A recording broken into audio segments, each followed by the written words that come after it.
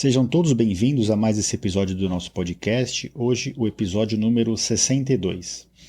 Antes de mais nada, eu queria agradecer a todos que têm acompanhado o nosso podcast nas plataformas da Apple, do Spotify, em qualquer plataforma de podcast que você costume ouvir os seus podcasts preferidos. Lembrando também que todos os episódios do meu podcast, Conversa Aberta com o Urologista, estão incluídas dentro do meu site, no www.ourologista.com.br/podcast. Lá você tem acesso a todos os episódios e se você quiser acessar algum episódio específico, você pode complementar esse endereço que eu comentei com a palavra episódio e o número direto do episódio. Então, por exemplo, hoje é o episódio 62, você digitaria www.ourologista.com.br/podcast/episódio 62.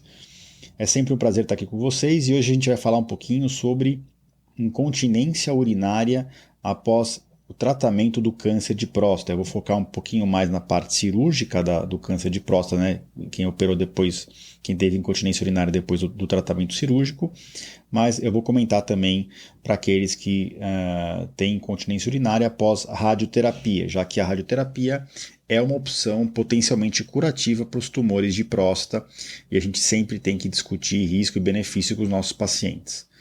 Então, sem mais demoras, após a música de introdução, o nosso episódio na íntegra. Sejam mais uma vez bem-vindos.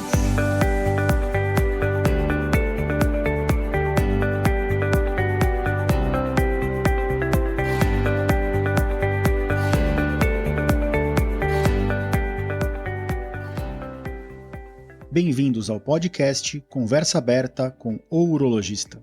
Meu nome é Giovanni Marchini, sou médico urologista formado pela Faculdade de Medicina da USP e serei o anfitrião desse show.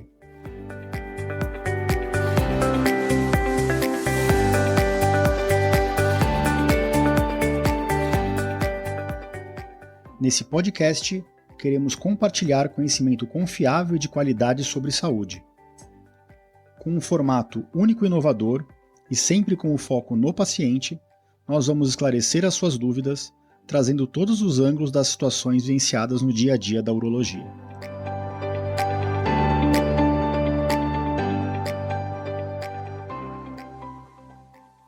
Sejam todos bem-vindos então de volta ao nosso podcast e antes de passar para o tema, eu só queria fazer um agradecimento às pessoas que têm interagido dentro das plataformas e nas redes sociais.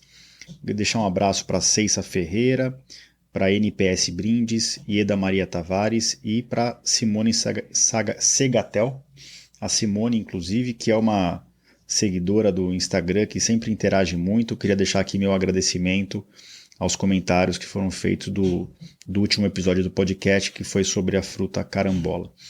Então, sem mais demoras, vamos passar para o tema de hoje. O tema de hoje é a incontinência urinária após o tratamento do câncer de próstata. Será que a gente ainda precisa ter medo? Então, primeiro eu quero dizer para vocês que a incontinência urinária, para quem está tratando um câncer de próstata, ela é uma realidade. A gente tem que sempre discutir isso com os nossos pacientes, tá? Independente do caminho que o paciente escolha, se ele escolha tratar o câncer de próstata dele com radioterapia ou com cirurgia, né, que seriam duas opções curativas para o câncer, e essas opções são definidas pelas próprias características do câncer e do paciente, não é o médico que decide. Então, se aquele câncer está restrito à próstata, a gente ainda tem o tratamento com intenção de curar a doença e, graças a Deus, a maior parte dos diagnósticos hoje são nessa fase. Então, se o tratamento é potencialmente curativo, a gente tem que sempre oferecer essas duas opções para o paciente, radioterapia versus cirurgia, e os prós e os contras de cada um. A radioterapia, a gente gosta de fazer esse tratamento quando o paciente não quer correr risco nenhum que tem inerente à cirurgia e para próstatas não muito grandes e tumores não muito agressivos, né? Então, aquele score de Gleason que a gente usa, tumores Gleason 6 ou no máximo Gleason 7. A cirurgia ela já é um tratamento mais abrangente, dá para usar para Gleason 6, 7, 8, 9 ou 10. E quais são os riscos que a gente discute, principalmente a longo prazo, com os pacientes quando a gente vai indicar uma cirurgia? Risco oncológico, risco chance do tumor voltar, né? O risco de ficar com impotência sexual e o risco de ficar com incontinência urinária.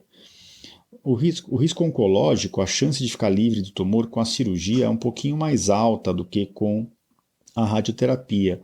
Os estudos com radioterapia mostram taxas de sobrevida a longo prazo acima de 80% a 90%, a cirurgia acima de 90% a 95%. Então isso a gente tem que expor para o paciente.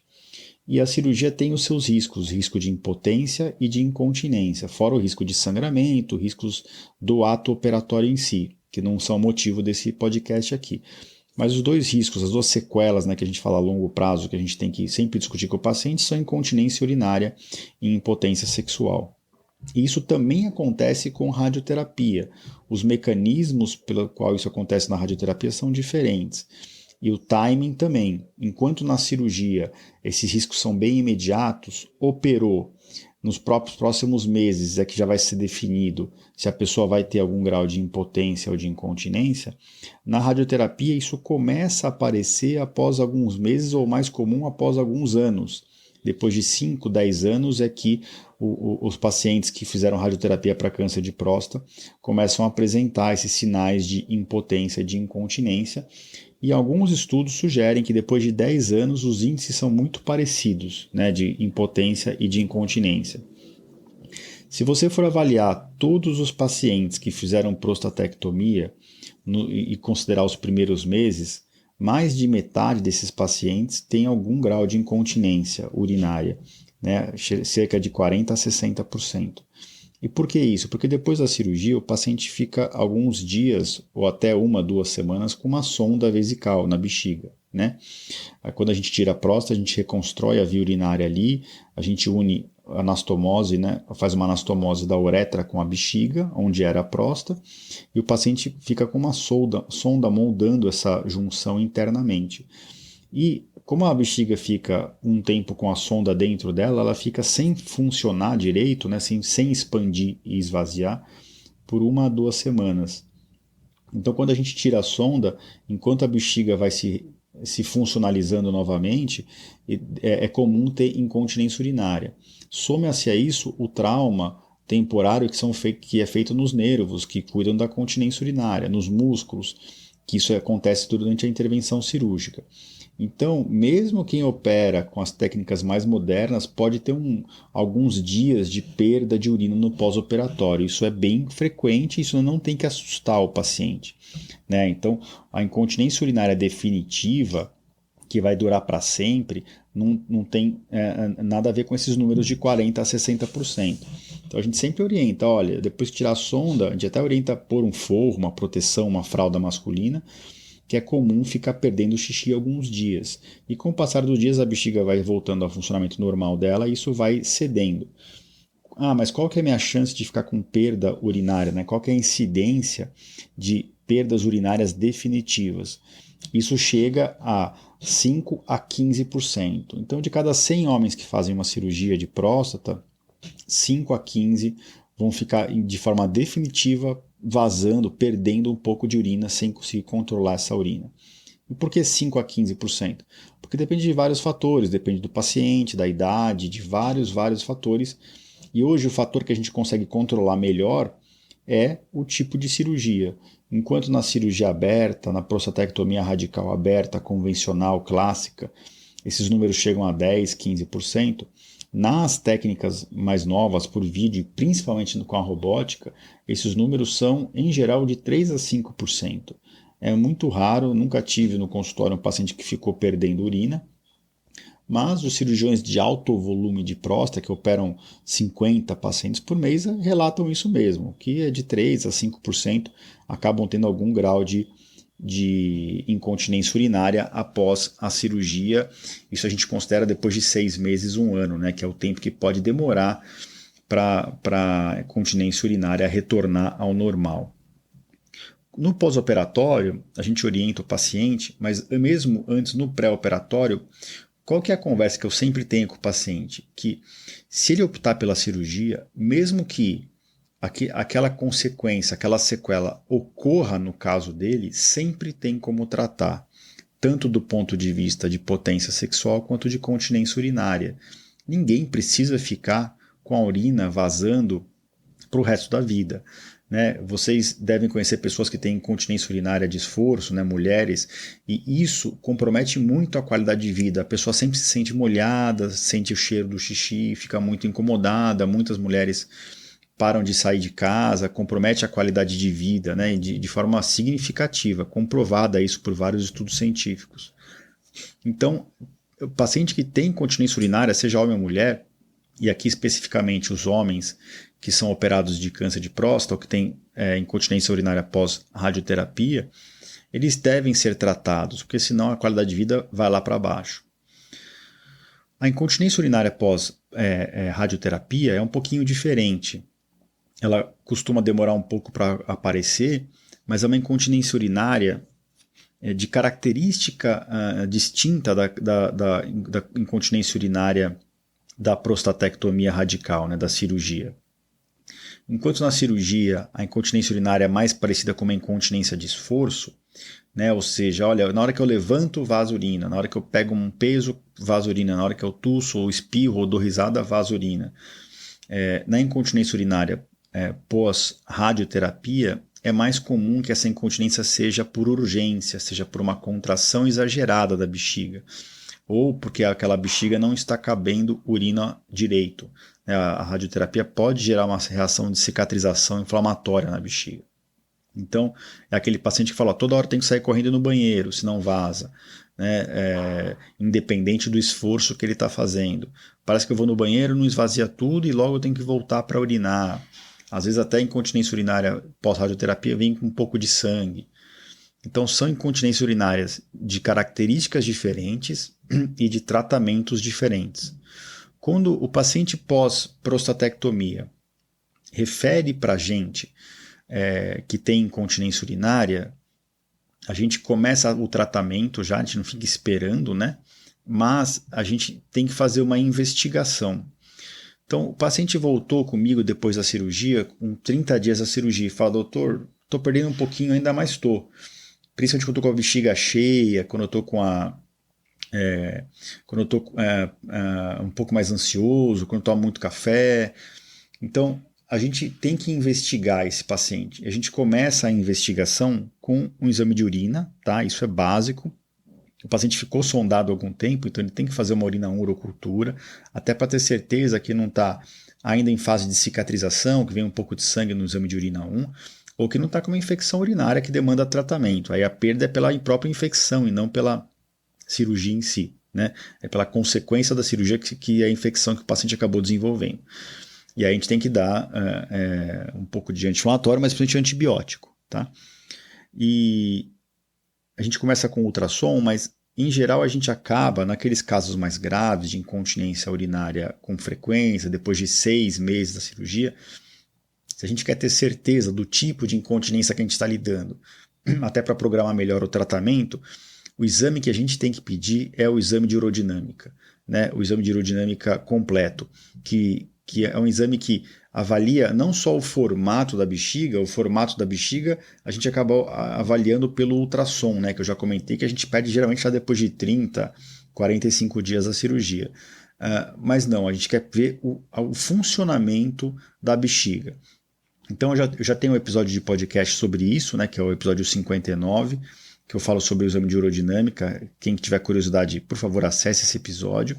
Eu falo tudo sobre urodinâmica lá. Mas o exame de urodinâmica no paciente com incontinência urinária de esforço, o que ele revela? Ele vai lá, urinou com jato forte, na fluxometria livre, aí são passadas sondinhas no canal do xixi, e o paciente começa a encher a bexiga, e quando o médico que está fazendo o exame pede para o paciente fazer algum esforço, começa a vazar a urina pelo canal ao redor da sonda. Isso caracteriza a incontinência urinária. Se a bexiga começou a contrair de forma exagerada, isso a gente chama de hiperatividade da bexiga. Isso a gente vê nessa fase de enchimento da bexiga na urodinâmica. Né? Se essa hiperatividade ocorre uma contração da bexiga e ocorre perda de urina junto com essa contração, aí é uma incontinência urinária por hiperatividade, né? E a gente anota a pressão que essa bexiga fez. Mas o mais comum, a hiperatividade, que eu falei, é muito comum após a radioterapia. na incontinência urinária pós-cirurgia, pós-prostatectomia radical, o mais comum é incontinência urinária por esforço. Então, durante o enchimento da bexiga, o médico para com 100, 200, 300 ml de soro na bexiga, ele para de infundir soro e fala para o paciente, tosse, faz um pouco de força com a barriga, levanta um pouco, e ele vai avaliando ao longo do enchimento o grau de perda. E, em geral, quando a perda é esfincteriana, que a gente chama, né? Quando o esfíncter da uretra aqui não está funcionando direito, as pressões de perda são bem baixas, com pouca pressão na bexiga, no músculo da bexiga, já ocorre o vazamento de urina. Então é isso que o exame de urodinâmica revela.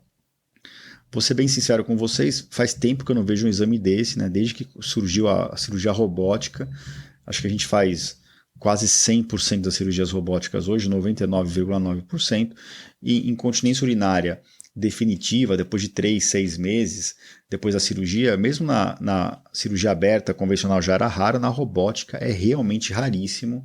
Eu acredito mais na faixa dos 3% do que dos 5%. E graças a Deus a gente tem solicitado muito pouco esse exame por esse motivo. Tá? Mas uma vez que você fez o diagnóstico de incontinência urinária por esforço, né, por deficiência esfincteriana no pós-operatório, você tem que começar o tratamento. Então vamos começar já a passar para o tratamento. Antes até do exame de urodinâmica, em geral eu já peço para o meu paciente fazer algumas medidas que a gente chama de comportamentais, né? O que é uma medida comportamental? É uma alteração no seu modo de fazer as coisas no dia a dia que podem te beneficiar. O que eu peço para eles fazer? Então, primeiro, evitar ficar muito tempo com a bexiga cheia. Quanto mais cheia a nossa bexiga está, maior a pressão dentro dela, mais fácil é de ter um vazamento. Isso mesmo para quem não foi operado, tá? Então, esvaziar a bexiga com mais frequência, ou seja, micção de horário, a gente chama, né? A cada 2, 3 horas ir lá e fazer xixi, mesmo sem estar com vontade.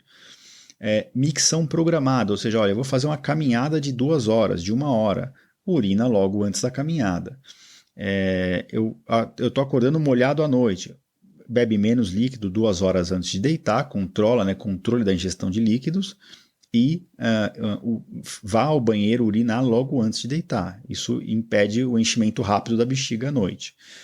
E uma coisa que funciona muito bem, que é fácil de ensinar, é fisioterapia do assoalho pélvico, né? Então, quando eu tiro a sonda do paciente, eu já oriento isso. Olha, pega um episódio de micção de manhã, um de tarde, um de noite, e tenta, na hora que você estiver fazendo o xixi, segurar o xixi. Aí relaxa de novo a musculatura para o xixi sair e tenta segurar de novo. Faz isso 15 vezes, né, esse exercício. Em uma micção de manhã, 15 vezes em uma micção à tarde e 15 vezes em uma micção à noite. Então isso nada mais é do que um retreinamento da musculatura que foi abordada durante o ato cirúrgico. Para os pacientes que persistem, que querem uma fisioterapia mais a ferro e fogo, a gente prescreve fisioterapia do assoalho pélvico, 10, 20, 30 sessões, e eles marcam com os fisioterapeutas. No meu Instagram tem bastante fisioterapeuta que me acompanha e que são especializados nesse tipo de exercício, né? Isso a gente prescreve para homem e para mulher, com incontinência urinária de esforço, e para homem nesses pós-operatórios. A fisioterapia às vezes não resolve o problema, às vezes resolve, mas às vezes não resolve, mas abrevia o tempo de incontinência. Então aquele paciente que quer ficar 4 meses incontinente ficou só 15 dias, ficou só 30 dias. E mesmo quando não resolve, acaba amenizando. O paciente estava trocando às vezes 4, 5 forros por dia, ou fraldas masculinas, começa a trocar uma, ou às vezes só dorme à noite com fralda, e você junta isso com o próprio tempo de pós-operatório inicial, e o paciente vai melhorando devagarzinho. Então, já falei de abordagens comportamentais, exercício de fisioterapia, e uma vez tendo o exame de urodinâmica da mão, ou mesmo sem ter esse exame, mas se você tiver certeza absoluta, se o urologista tiver certeza absoluta, bater o martelo do tipo de incontinência urinária, você pode optar por medicações, tratamentos minimamente invasivos ou até tratamentos cirúrgicos. Então, se o diagnóstico é de uma bexiga hiperativa, né, a bexiga está funcionando demais, contraindo demais, a gente pode entrar com músculos que seguram essa contração, que inibem essa contração do músculo da bexiga. São os anticolinérgicos, como a oxibutinina, tolterodina, dariferacina, né, o Retemic, o Vesicare, Temos mais alguns mais novos no mercado, como a mirabegrona, que é o Mirbetriq, que tem um mecanismo de ação um pouquinho diferente, mas eles ajudam quando o componente é principalmente por hiperatividade, né, que eu já falei que é mais comum depois da radioterapia, mas alguns pacientes pós-cirurgia também têm incontinência por hiperatividade. Se a incontinência for por deficiência esfincteriana, porque o músculo não está funcionando de controle do xixi direito, aí não adianta ficar insistindo nessas medicações. A gente acaba passando para a próxima escala de tratamento, né? O menos invasivo de tudo seria fazer uma injeção por dentro do canal da urina, próximo do esfíncter, de Vantris, né, ou de algum outro substância que faz uma substância biodegradável, que são partículas, né, de algum tipo de polímero, como poliacrilato, poliálcool, que você consegue injetar perto do esfíncter uretral, que não está funcionando bem, e isso faz com que suba ali um morrinho, né? Sobe um degrau naquela região. Isso ajuda na continência urinária. Esse tratamento não é feito com muita frequência, tá? Geralmente ele é feito para incontinências urinárias muito leves, tá bom? Ou para complementar pacientes que já fizeram tratamentos cirúrgicos para incontinência urinária e que não resolveu 100%, tá? Então seria algo no meio do caminho. Já fiz alguns casos desses, mas não é a nossa primeira escolha na maior parte dos casos. Tá? A maior parte dos casos a gente acaba indo para o tratamento cirúrgico.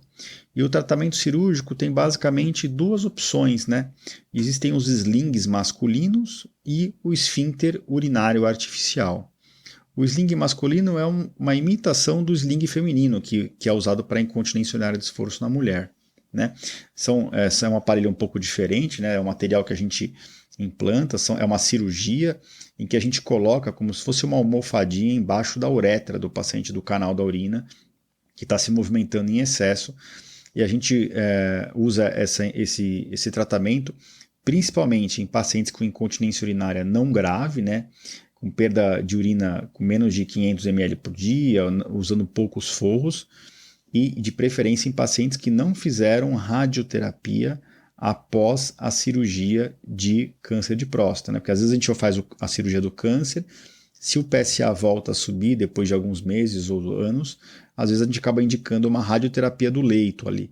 E isso piora muito o leito da próstata, onde era a uretra ali, para a colocação desse sling masculino. Então a gente tenta não colocar o sling masculino nessas situações. E as taxas de sucesso com o sling masculino, quando bem indicado, são altas, acima de 60%, 70% até 80%. Tá? Uma das grandes vantagens que eu vejo do sling masculino do ponto de vista prático em relação à próxima opção, que é o esfíncter urinário artificial, é que o sling masculino, apesar de não parecer, ele é menos agressivo e menos invasivo, e dificilmente existe uma falha técnica, né, uma falha mecânica do sling masculino. Já a próxima opção, que é o esfíncter urinário artificial, que seria, em teoria, o tratamento ideal para essa incontinência urinária, tem uma chance razoável de falha mecânica. Então, passando para o esfíncter urinário, né, artificial, o que é isso? É um sistema hidráulico de silicone, né? Você, na verdade, reveste a uretra do paciente com esse esfíncter, e é colocado, esse sistema tem um reservatório e tem um pump, né, uma bombinha que fica na bolsa escrotal. E o paciente, na hora que ele quer manter a uretra fechada, ele aperta o botãozinho e o líquido vai para o esfíncter, isso comprime o canal da urina, né? E na hora que ele quer urinar, ele aperta de novo e o esfíncter relaxa, e aí o soro sai do esfíncter, volta para o reservatório, e aí a urina fica com facilidade de passar. A taxa de sucesso, né, a gente costuma indicar o esfíncter urinário artificial para pacientes com perdas mais graves, né? Que hoje, sinceramente, é muito raro a gente ver, mas ainda existe. Então, se você pegar um médico referência em incontinência urinária, e nós temos alguns em São Paulo, eles acabam colocando mais esfíncter do que sling, porque muitos pacientes que são tratados com sling são resolvidos por médicos não super especialistas nessa área, tá? Mas o esfíncter tem uma taxa de sucesso de 60%, 70%, 80%, até 90% em alguns artigos, tá bom? Ele é considerado o padrão ouro para tratamento de incontinência urinária após a cirurgia de próstata, quando o diagnóstico é de uma deficiência do esfíncter da uretra, tá certo? Então, acho que eu dei uma pincelada geral aqui, não vou me aprofundar muito nos assuntos, mas eu queria muito mostrar para vocês que, primeiro, os índices de incontinência urinária caíram muito com a cirurgia robótica, tá? São quase invisíveis no nosso consultório hoje. E mesmo o que acontece por aquele paciente na nossa frente foi 100% para ele, né? Aqueles índices gerais que a gente fala, olha, tem 95% de chance de você ficar continente após a cirurgia, 5% de ficar incontinente. Se o paciente ficar incontinente, para ele foi 100% de chance de incontinência. E aí ele não quer saber mais aquela estatística antes da cirurgia, ele quer saber do pós, né? E é só para deixar claro que tem essa série de possíveis medidas comportamentais, medicamentosas, fisioterápicas e até cirúrgicas minimamente ou normalmente invasivas que a gente pode oferecer para os pacientes. Então, precisa ter medo da incontinência urinária? Olha, é uma coisa que não pode ser abordada, né? Deixar de ser abordada. Isso tem que ser abordado antes da cirurgia. Mas deixar de operar ou deixar de fazer um tratamento com radioterapia por medo da incontinência, isso não tem sentido, né? A gente tem que quebrar esse tabu e orientar os nossos pacientes, os homens, né? Porque isso era um dos estigmas da cirurgia de câncer de próstata, né? Eu não vou no médico porque senão vai ter o toque. Se eu fizer o toque e mesmo que não doa e descobrir um câncer, eu vou ser operado e vou deixar de ser homem, ou então vou perder minha potência sexual, que na verdade não perde, hoje em dia com a robótica os índices estão bem baixos também, então não, vou ficar perdendo urina. Então isso já é hoje um tabu, já é uma minoria dos pacientes, e eu acredito que com o passar do tempo e dos anos e das décadas, como cada vez vai se ver menos pacientes com incontinência urinária, esse tipo de senso comum vai acabar caindo por terra, né? O senso comum vai ser a cirurgia de câncer de próstata, raramente deixa a pessoa impotente ou incontinente. Tá certo? Então, acho que eu vou encerrando por aqui. Esse é o que eu queria dizer no episódio de hoje para vocês, o episódio 62 do podcast. Vou novamente sempre reforçar, se vocês puderem deixar um comentário, uma nota, uma classificação no podcast da Apple, isso ajuda bastante a ranquear e a mais pessoas encontrarem esse podcast com informação médica. E, por favor, interajam, deixem suas dúvidas nas plataformas de podcast e no meu Instagram, no @doutor_Giovanni_Marchini. Então, é um prazer responder por lá, a gente agradece bastante e tem bastante tema interessante alinhado para as próximas semanas. Queria de novo agradecer a todos que têm apoiado o nosso podcast e interagido e, como sempre, nos vemos por aqui na próxima semana. Grande abraço a todos.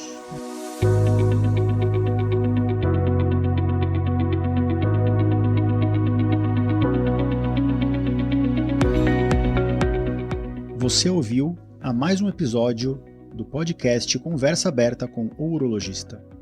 Mais uma vez, obrigado e até o próximo.